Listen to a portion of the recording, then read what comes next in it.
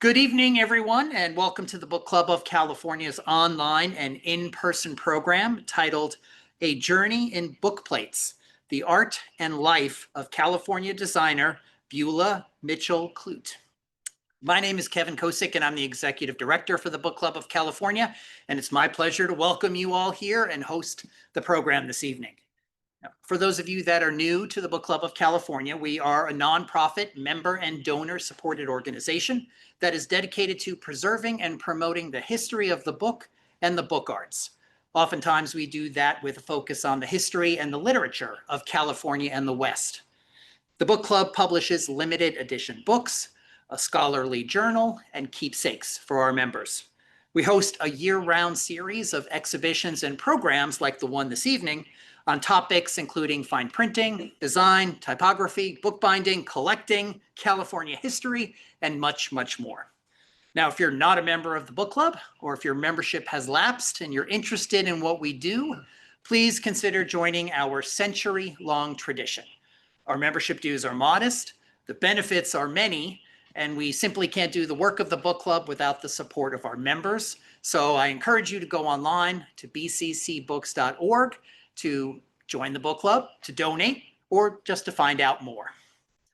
Now, tonight's program is titled A Journey in Bookplates, The Art and Life of California Designer Beulah Mitchell Clute. And our speaker is Claudia Smukler. Claudia Smukler studied photography and graphic arts in the 1980s, and she actually owned a type and design business in Berkeley called The Type Cycle, which she sold in order to go work for PC World and Macworld at the start of computer publishing. She managed editorial design, production, and manufacturing for national magazines, including The Web Magazine, Multimedia World, Yoga Journal, one of my favorites, and Mother Jones here in San Francisco, another one of my favorites. Claudia founded Nobi Press to bring traditional printmaking artists and writers together to create visual storytelling forms for a contemporary audience. Now, Claudia is a member of the Book Club of California, of course, as all of you should be. She's also a member of the American Bookbinding Museum and the American Society of Bookplate Collectors and Designers, which you will hear more about this evening. Now, a bookplate broadens the history of a book as it passed along from the owner to another reader and then another reader. The life of a book, especially one with a bookplate, has many stories it can tell. And tonight, our speaker, Claudia Smukler, takes you on a collector's journey as seen through the fascinating world of bookplates, also known as ex-libris, with a selection of works by accomplished bookplate designer Beulah Mitchell Clute.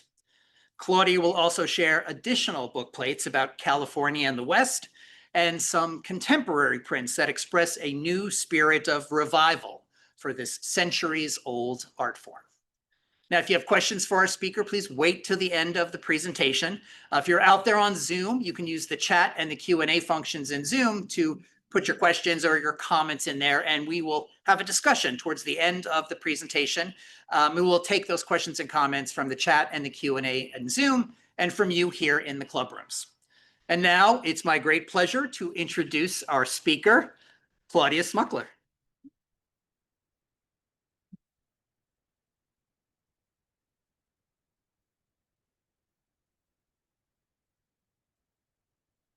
Hi, everybody. I'm really glad to see you tonight. I am first going to stand in for James Keenan, who is the director of the American Bookplate Society of Collectors and Designers. And unfortunately, he is ill today, and so I'm going to speak for him briefly. Can you hear me in the back okay? Is everything okay? Okay, great. So James Keenan, like I said, ASB C&D,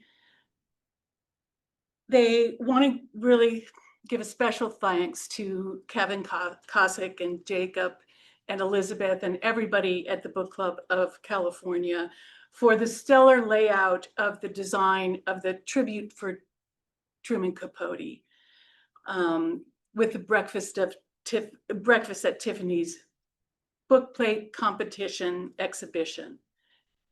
The ASBC&D co-sponsors the bookplate competition every year with Victoria University in Wellington, New Zealand, and always with a literary theme, such as George Steiner, James Joyce's Ulysses, Eugenio Montali's Cuttlefish Bones. And through these competitions, our society inspires both artists and bibliophiles around the world. The art of the bookplate is alive and well in many countries. The American Society of Bookplate Collectors and Designers, founded in 1922, and with a focus on the study and collecting of bookplates. Over the last 45 years, they have amassed over 50 other collections through exchange and donation. There are now 125 bookplates and thousands of books on the subject, perhaps a museum. Our emphasis continues to be on the contemporary art form because it is through the contemporary ex-libris that we can keep bookplates alive. If you're interested, please pick up one of the brochures about the artists in the exhibit that still is here for another week at the book club. And there are contact information for bookplate designers should you want to commission one for yourself. So thank you, Kevin.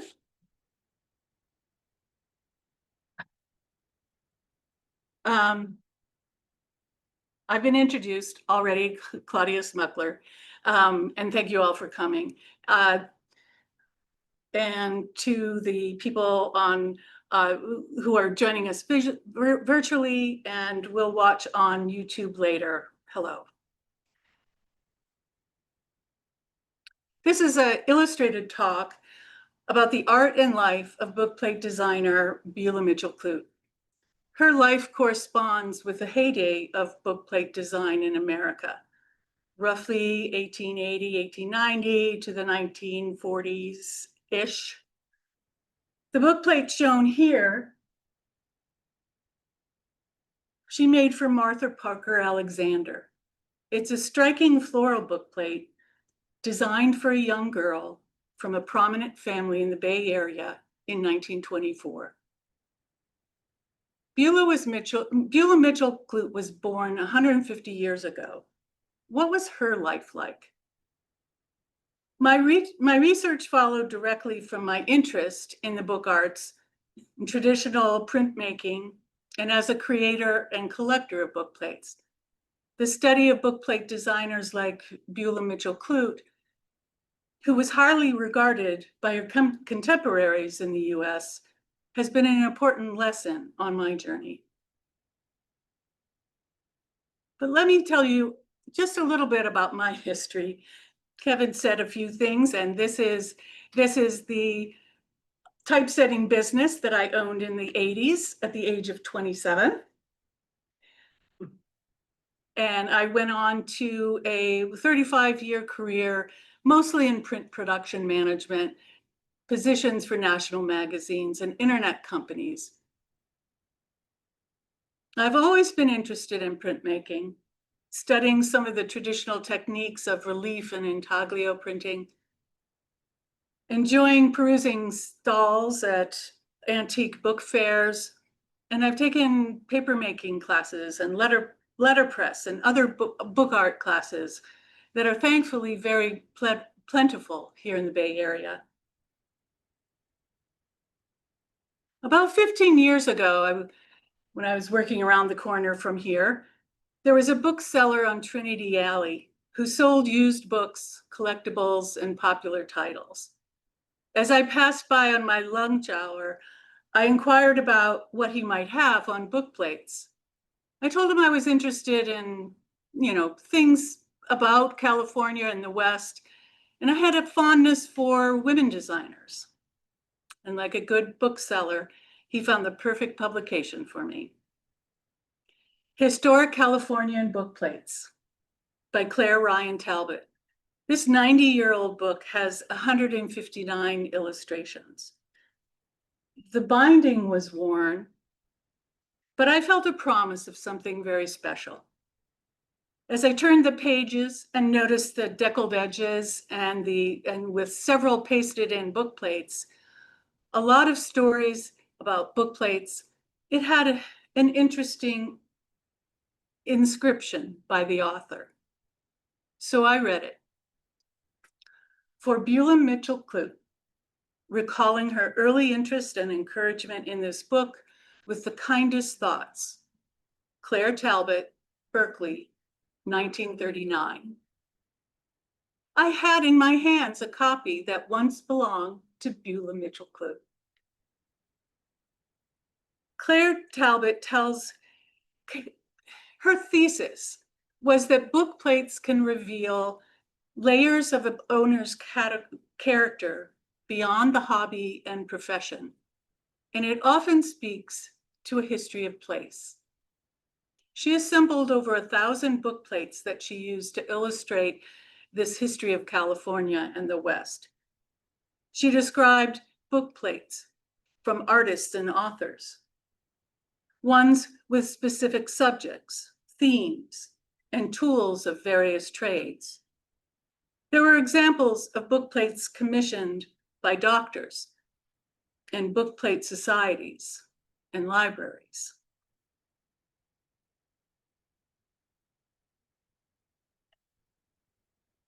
What is this doing?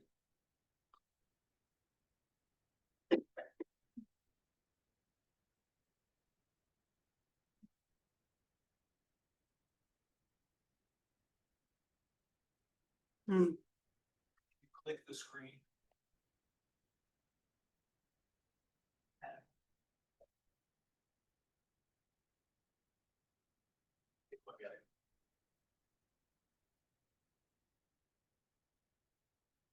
Okay, Let me try the clicker.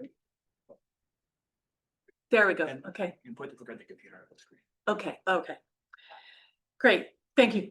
As a new collector, I was happy to see the author pasted in several bonus book plates, including one of her very own. And this lovely book plate is an etching by Albert James Webb, a desert landscape featuring a dramatic blooming yucca tree native of Southern California.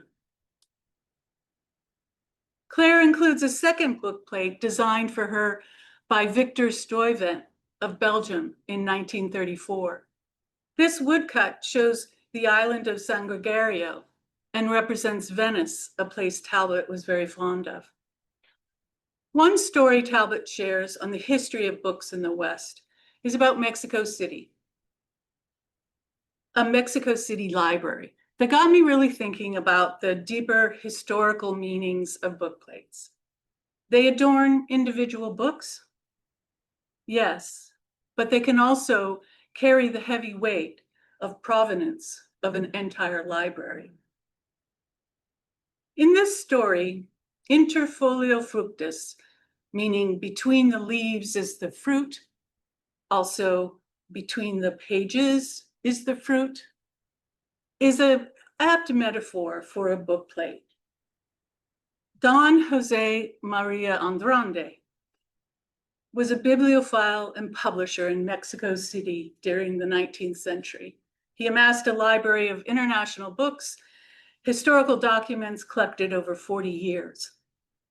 When the Mexican Revolution erupted, Andrade feared for his library, and he created them up, smuggled them out of the country on a ship to Europe. They would eventually put up for auction in Germany and purchased in 1869 by Hubert Howe Bancroft, who had his own collection that eventually became the foundation for UC Berkeley's Special Collections Library. This meant these 7,000 volumes migrated a second time across the Atlantic and then to California. Claire Talbot remarked, No more eloquent tale has ever been told by a bookplate, nor has its utility been so quietly but insistently demonstrated. The inscription in Talbot's book first brought Beulah Mitchell Clute to my attention.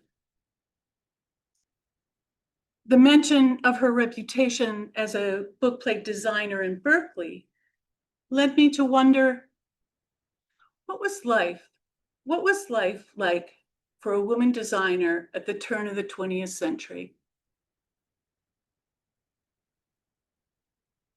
So let's get to Beulah's story. She was born Lydia Beulah Mitchell, or L. Beulah Mitchell. The LBM was used as her signature in her early book plates. She was born in Illinois, the oldest of 7 children.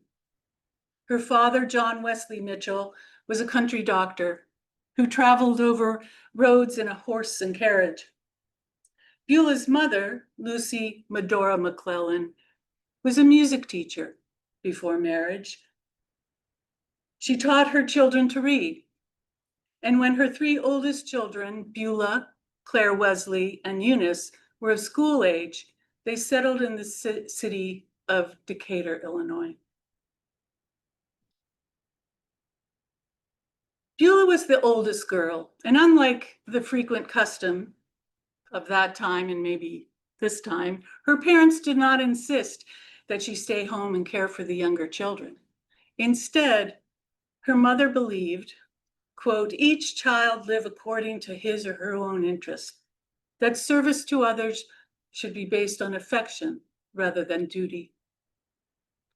So in 1892, at the age of 19, Beulah left home to study at the Art Students League of New York. Beulah mentions in a later interview about this time in her life that she became frustrated with the strictness of the formal art education and was delighted when a fellow student introduced her to the bookplate. She liked the collaboration with another person and the entrepreneurial possibilities, just the kind of art form Beulah was looking for. She met several student artists in New York, many who became friends. One of her friends was Walter J. Enright, who designed this bookplate for her. He became a political cartoonist and a popular illustrator for magazines. In 1896, at the age of 23, she returned to Chicago. Her grandmother, Celie, had a house on Lexington Avenue that she kept for the older Mitchell children while they attended college. Beulah's brother, Claire Wesley, and her sister, Eunice, attended the recently established University of Chicago. Beulah enrolled at the Art Institute of Chicago to continue her studies. The 3 enjoyed that time as students immensely. In the house, they shared time with each other and with each other's friends. During this time, she established her reputation as a talented artist. Her work included decorative pen and ink illustrations, often for books and magazines, and increasingly commissions for bookplates. She entered exhibitions and was awarded the first place prize in one in 1897.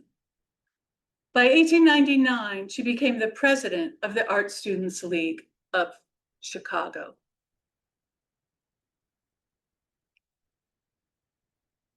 Walter Marshall Clute was an accomplished painter and had been part of the Art Students League of New York. He relocated to Chicago in 1897 when he was offered a position to teach at the Art Institute. I haven't found much about their courtship, other than to say in early 1999, Beulah and Walter were engaged. But Walter negotiated some time for himself before getting married, as he wished to study art in Europe. He also worked there as an art correspondent for Chicago Daily News to provide illustrations of the 1900 Paris Exposition. As an illustrator, he also covered the Spanish-American War in Cuba. He suffered a bad fever in Cuba that impacted his health for the rest of his life. Walter and Beulah were married December 26, 1900, in Decatur, Illinois, Beulah's hometown.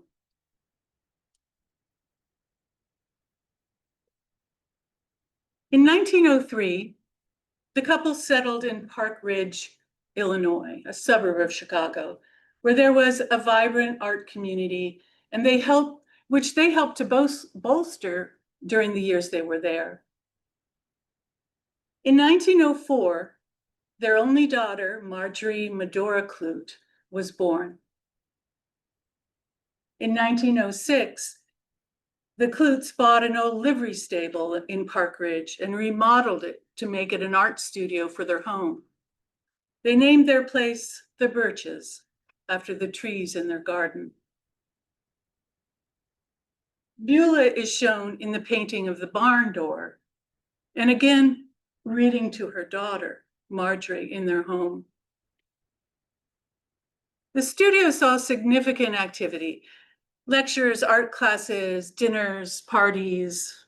Their daughter, Marjorie, was often the center of attention and a frequent subject of Walter's paintings. His 1910 series called The Child in the House was well received and a focus of a prominent exhibition. The Clutes were involved with many civic and artist groups in the area. They hosted their artist friends and had elaborate events at the Birches. Walter also taught classes in drawing at Hull Settlement House on Chicago's South Side. This was a creative time for Beulah, who benefited from the collaborative environment. In comparing two of her book plates 12 years apart, the one for James Hervey Pratt in 1898 and another for Louis Boysen in 1910, you can see a similar theme of a reading environment and roses and a bookshelf. In the latter design, her lines have become more sophisticated, and the text is more finely integrated into the overall design. She still had room for growth. In her quest for more, she studied other genres, including European styles, with emphasis on armorial crests and coat of arms. She surely knew the most accomplished engraver in America, Edwin Davis French, who created this book plate in 1899. French was a member of the Grolier Club of New York, as were many of his clients. He produced at least 330 engravings. Beulah was serious about developing her own techniques, using and learning from French and others who filled each plate with clues so that the collector's personality and interests, some obvious, others more subtle, and may even be lost on modern viewer. In 1910, Beulah established a studio business with a friend and fellow artist, Dula Evan Krebold. They called it the Colony Crafts, and later known as Ridge Crafts, after Park Ridge, where they made their art, created illustrations for books and magazines, paintings, sold greeting cards. This was a place that Beulah showed her bookplate collection to the public, which included examples she had collected from England, France, and Germany. Under the orange umbrellas is Beulah's painting.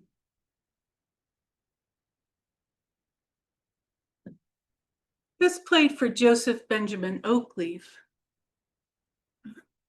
Beulah made in 1911. It's a canting plate, or a punning design, a play on his name. Notice the oak leaves shown in the detail surrounding the bust. Oakleaf was a big Lincoln memorabilia collector. Can you tell?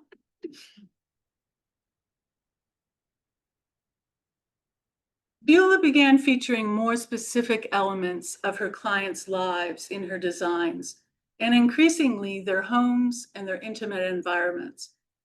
In the 1910 Truman Barber plate you see here, a large wood-framed house with wraparound porches and the North Dakota state seals.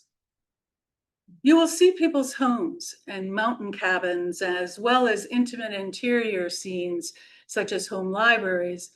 These elements were popular with clients and often led to new commissions.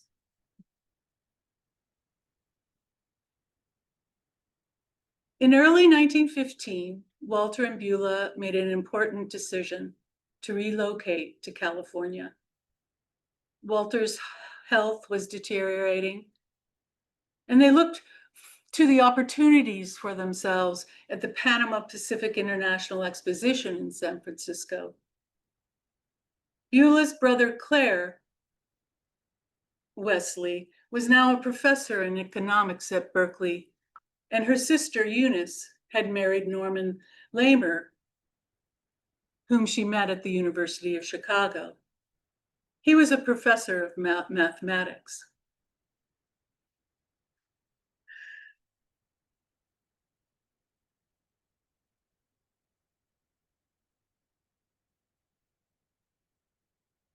Unfortunately, Walter died shortly after arriving in California,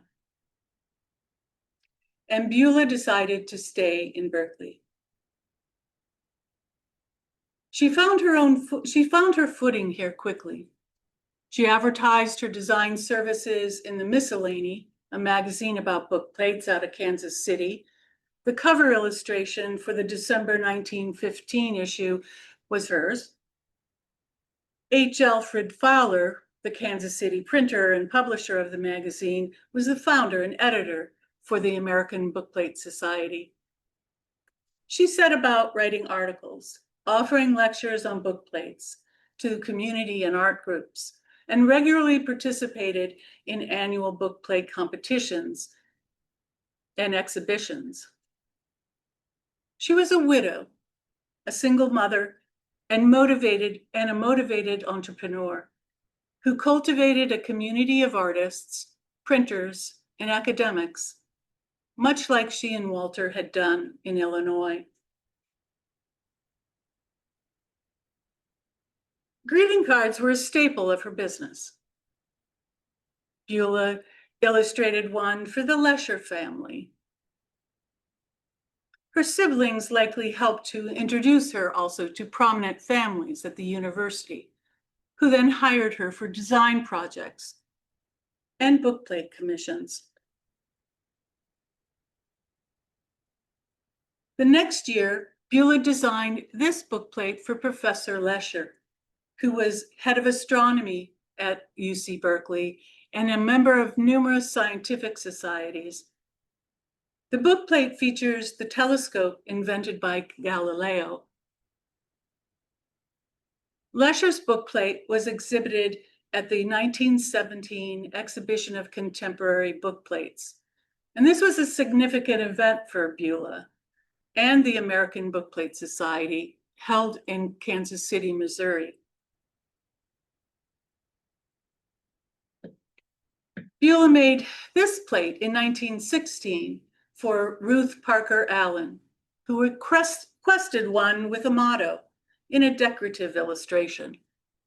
Dramatic lamplight shines in radiating lines, and there is a hint of a helm or helmet from a family crest, or perhaps it's just a faux heraldic element.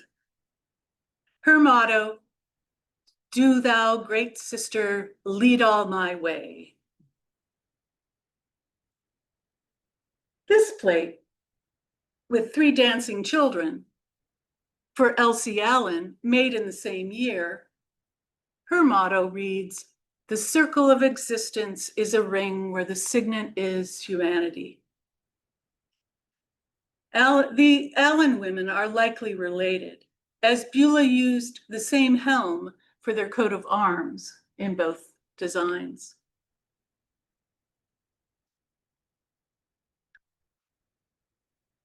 Harry Ellsworth Dorr was a printer by trade in Oregon and Fresno, and then he worked for the Pacific Coast Paper Company of San Francisco. He collected rare books, stamps, and book plates. Beulah made this book plate with a Wells Fargo $2 Pony Express stamp. Beulah's book plate for Harry Dorr was exhibited as part of the 6th exhibition of contemporary book plates, first shown at the Grolier Club in New York in February 1921. There were 130 designs by 53 artists. This was another breakout book plate for the designer. In 1921, Beulah teamed up with another woman, Alice Bevins Coolbaugh, to open a print design shop in Berkeley called the 3 Redwoods. They designed items for print, including theater posters, greeting cards, and illustrations for print materials from the University of California. By 1923, we begin to see even more connection with prominent people in academia. Leading the way were several book plates for university-educated women. Helen Louise Frankel shows the seal of her alma mater, Wesleyan University, behind a bookshelf. The lamp of knowledge and a cascading waterfall in the Sierra Mountains signify Frankel's dual love of education and wilderness adventures.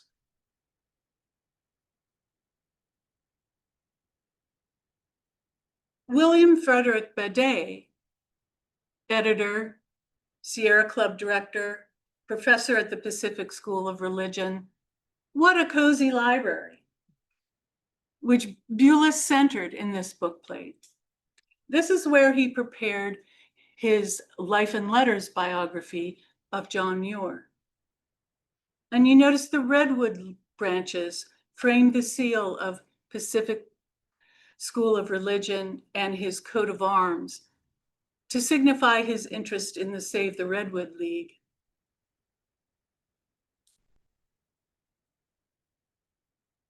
In 1930, Beulah made one for Edith Webster Law Johnson. Her alma mater is represented, the seal of the University of Toronto, and it's prominent along her books and a songbird resting on a branch. The 3-masted vessel is the Jeannie Johnson, a ship that brought Irish immigrants to Canada. This book plate for Gertrude Spring Friend has my favorite motto. There is no religion higher than truth. There is no power greater than love. An otherworldly landscape flanked by the sun and the moon and the planets. Astrology with a full natal chart tops the solar system for this client.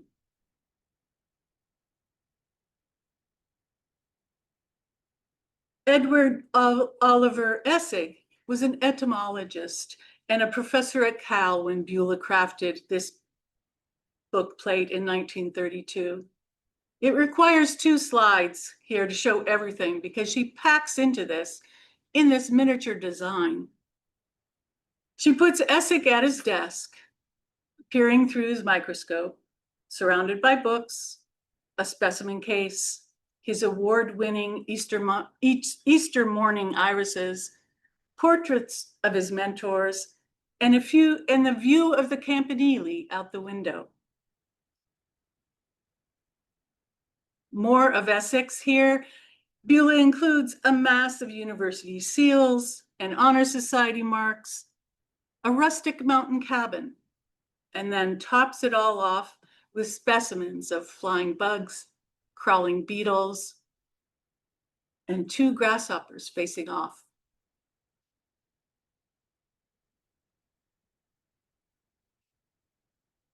In 2021, I came across John R.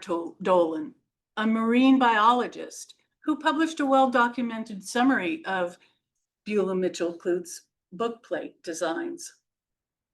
Dolan told me he had little prior interest in bookplates. However, he admired the illustrations that kept popping up in the famous zoologist's volumes, and he became curious. It prompted him to research the designer's collaboration with scientists. The bookplate of Charles Atwood Koya accurately depicts microorganisms the zoologist described and named. The lower half of the design features a ship at sea with a net trolling for underwater depths for plankton. And the marine illustrations were recognizable, according to Dolan, as samples gathered during Koifa's 1901 expedition to the South Pacific. This series of bookplates of university professors has been recognized as her designs for schoolmen. These learned men adorned their libraries, and perhaps it is their competitive nature that led to showcasing so many of their accomplishments. I'm of the opinion that Beulah, whose talent was at the peak of her skills, showed considerable accomplishment for managing in this miniature format to include all their requests in such a pleasing design. Beulah designed that colorful bookplate for young Martha Parker Alexander that I showed you at the opening slide. Martha commissioned Beulah later to design a pair of bookplates sometime around the 1930s for her and her husband. Martha Alexander Gerbode was born into a wealthy family with ties to the San Francisco Bay Area and Honolulu. She was well educated, traveled internationally, and witnessed her parents' engagement in civic activities and international relations. She was known as a fighter for social justice. She played a significant role in philanthropic development in the Bay Area and Honolulu. As an effective organizer, she supported many groups, including the World Affairs Council, the Institute of Pacific Relations, Planned Parenthood, the Nature Conservancy, and the Art and Ecology Institute of Hawaii. There is even an area in Marin County now called the Gerbode Valley that is a lovely place to hike. Martha had a talent for music, and her bookplate hints at the musical score she wrote for the women's school in the East she first attended before she dropped out to come back to California. She enrolled at Stanford University. She developed an interest in books and the art of fine printing and became active in the robust Bay Area print and book production community of the 1930s. She took up learning bookbinding from Belle McCurdy Young, one of the early members of the Book Club of California. Frank Levin Albert Gerbode was a third-generation Californian. His grandfather came from Germany during the gold rush. Frank and Martha met as students at Stanford and married the year she finished college. He continued his studies and became a celebrated heart surgeon, the first to perform open heart surgery in the West. Frank has a doctor's bookplate. The caduceus is the central image, and Beulah included surgical tools and even 5 human skulls.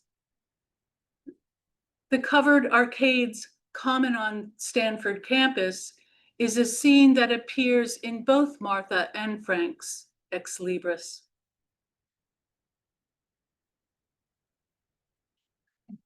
Peering closely at Frank's bookplate, I was confused at first about the depiction of 2 cats in the upper left corner of the bookplate. I found a passage in the Oral History Project document where Frank recalled his first research project, an experiment in conditioned reflexes. It was like Pavlov's experiment, he said, and I had to teach those cats to go a certain way through a maze. Really, Frank Gerbode was a herder of cats. Beulah Mitchell Clute designed upwards of 80 bookplates in her lifetime. The full checklist may not be complete. Researchers and even more novice collectors like myself can make contributions to the full history of these artists and to the centuries-long art form that could easily slip away from us. There are so many fabulous ex-libris and talented artists. I hope that you are inspired to look more carefully at the naked books in your library and consider what else they might have to say to someone picking up the book, perhaps after you are gone. If they could see a miniature art label that will speak of you.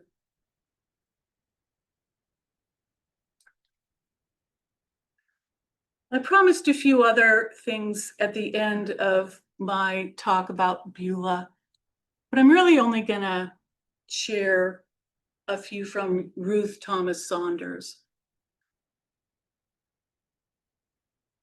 It's one last story about a contemporary of Beulah's.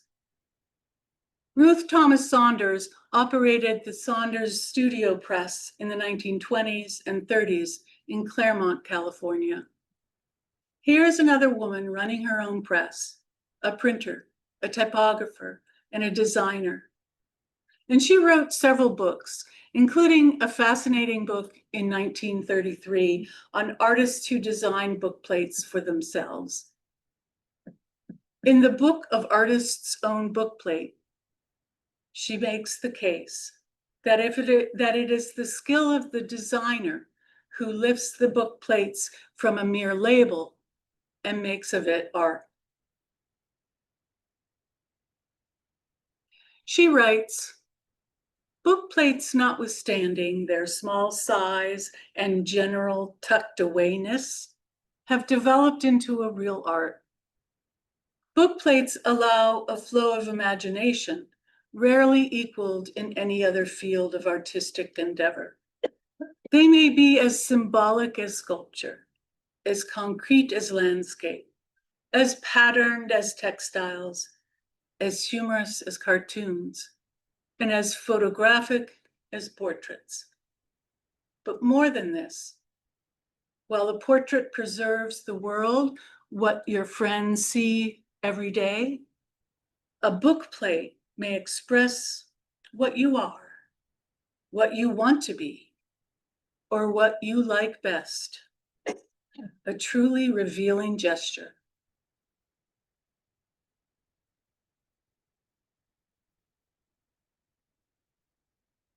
In closing, I wish to acknowledge all the other artists and collectors and printmakers and friends, societies and institutions that really have aided me in my research. I need to thank several individuals and organizations in particular. I've talked about the American Society of Bookplate Collectors and Designers, and James Keenan, the director, has been an important connection for me. And I met many international friends while attending the International Federation of Bookplate Societies biennial congresses, in 2022 here in San Francisco, and in 2024 in Palma de Mallorca in Spain. I acknowledge the incredible resources of the Online Archive of California and the University of California Bancroft Library Special Collections and their Oral History Center. Barbara Bell Bookplate Collection, Special Collection at the University Archives at the San Diego State University Special Collections. But more than anything, it has truly been a special pleasure and a privilege to have met Beulah's living relatives.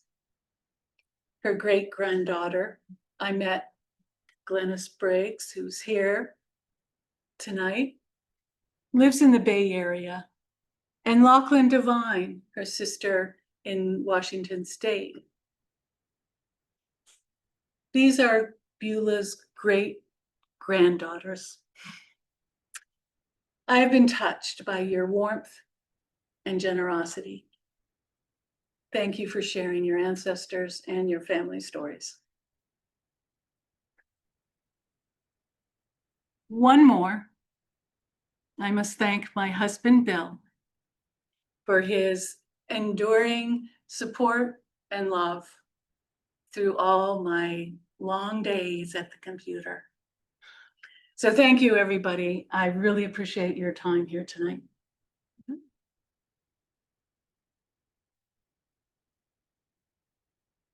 That was great.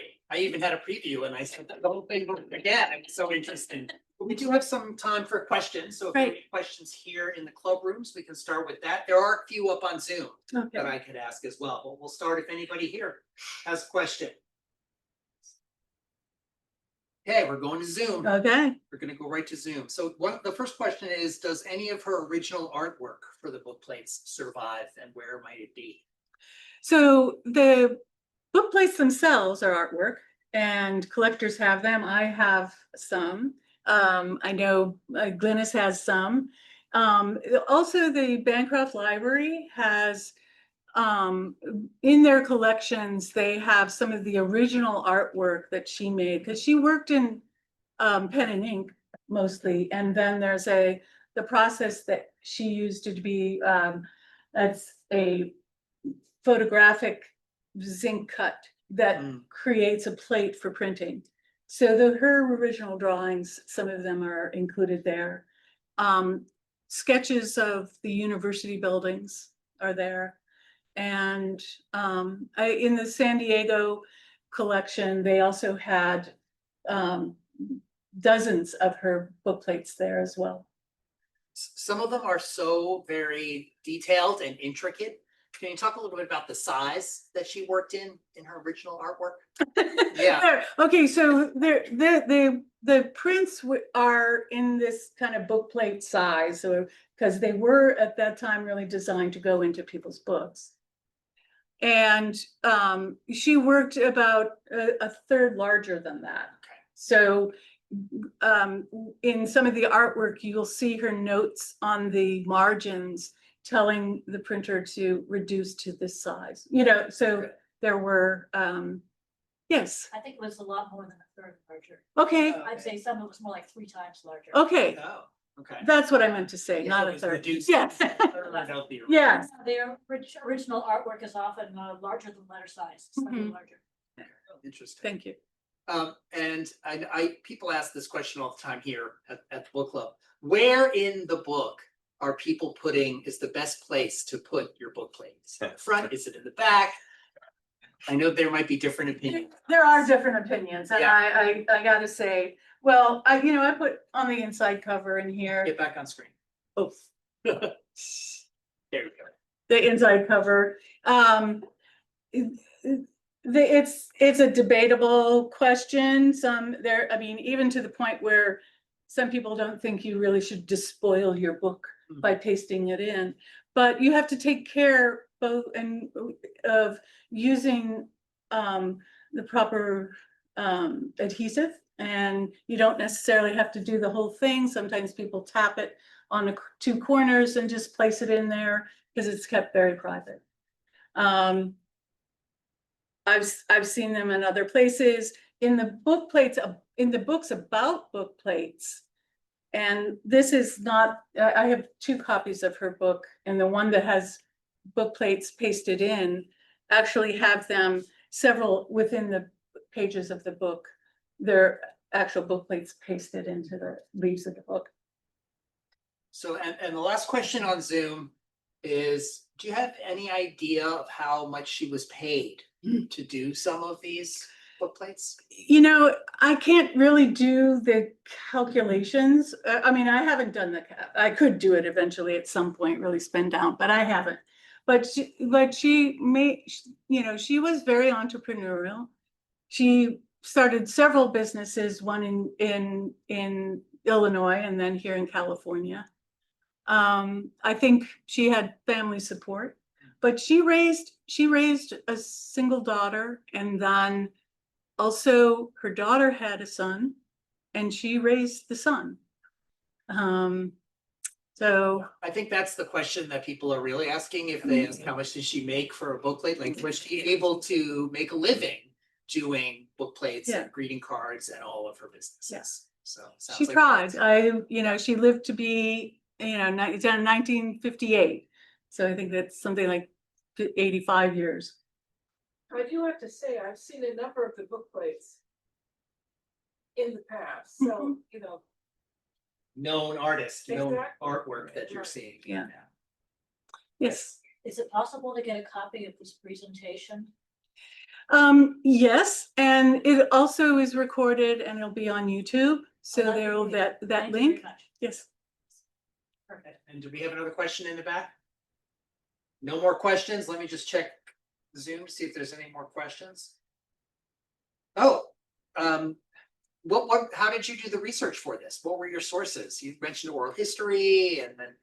I have a bibliography. I've read, you know, in my collecting, the way I really learned, at least for the first 15 years when I didn't really know anybody else who did this crazy stuff, I read a lot of books. And there's a book on the ones that I've mentioned already. William Butler has a great book. There's a new 2023 edition, a publication out of the Grolier Club that has a lot of history in it. But for this talk, most of it was done by looking at the resources at the special collections. There's not a lot written about her particularly, but in general, there are some really good books about book plates that have these just incredible histories and stories that that really has gotten my, you know, attention. Okay, that's it. Let's join me in thanking our speaker, Claudia Smukler. Okay, thank you very much. And I'm gonna come up to the screen Yes. here to say goodbye and Yeah. tell people that if you're here in the club rooms and you want to grab a copy of Making a Book Plate, they're up here at the front of the room. If you're joining us on Zoom and you're interested in a copy of this kind of pamphlet, little booklet about making a book plate with the artists and the contact information for those artists that are in the current exhibition here, please email me. I'm kevin@bccbooks.org. We'd be happy to send you a copy of this booklet. So again, join me in thanking our speaker, who's standing up here at the front of the room. Thank you, Claudia. Thank you. And thank you for being with us this evening for this program. We hope you will come back and attend another Book Club of California program, either in person or online. Thanks everyone for joining us and have a great night.